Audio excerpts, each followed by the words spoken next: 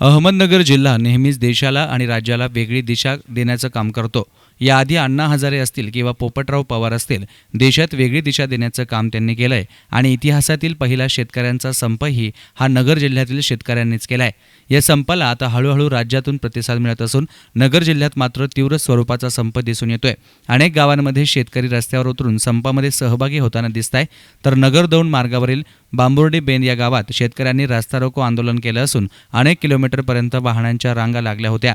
या गावातील शेतकऱ्यांची हीच मागणी आहे की शेतकऱ्यांच्या मालाला हमीभाव देण्यात यावा आणि कर्जमाफी व्हावी. हीच मागणी मान्य झाल्याशिवाय माघार घेणार नाही अशी भूमिका यावेळी शेतकऱ्यांनी घेतली आहे. शेतकऱ्यांनी जो हा सरकार विरोधाचा संप पुकारलेला आहे, हा शेतकरी क्रांतीचं एक नवं पर्व आहे.